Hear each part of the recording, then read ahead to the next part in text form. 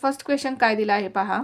If the investment in shares is ₹2000, find the total investment. आता आपल्याला काय दिलेलं आहे, शेअर्समधली इन्व्हेस्टमेंट दिलेली आहे आणि आपल्याला टोटल इन्व्हेस्टमेंट काढायची आहे, फाइंड करायची आहे.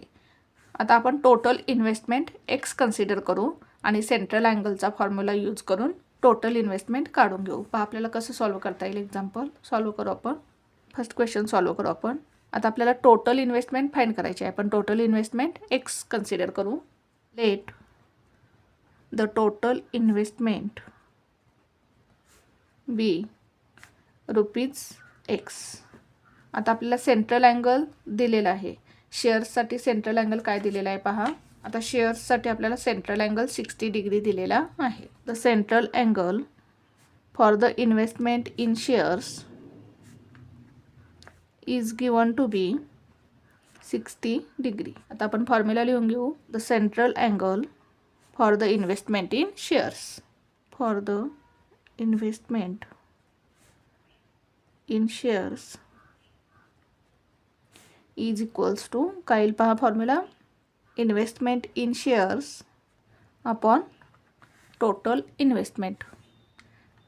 शेअर्समध्ये केलेली investment upon total investment into 360 degree. Total investment into 360 degree. आता आपल्याला सेंट्रल अँगल दिलेला आहे. Shares the central angle for the investment in shares दिलेला आहे. किती आहे, 60 degree.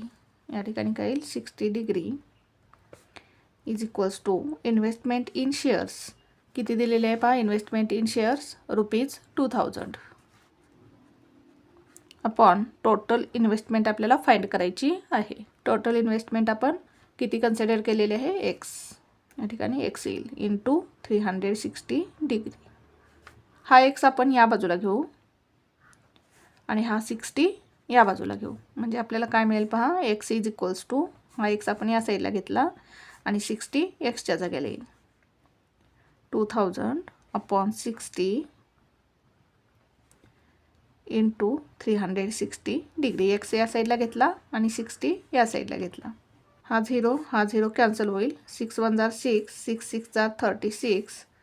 Therefore x is equals to काय येईल, 2000 इंटू 6 किती येईल, 2 6 जार 12 म्हणजेच 12,000.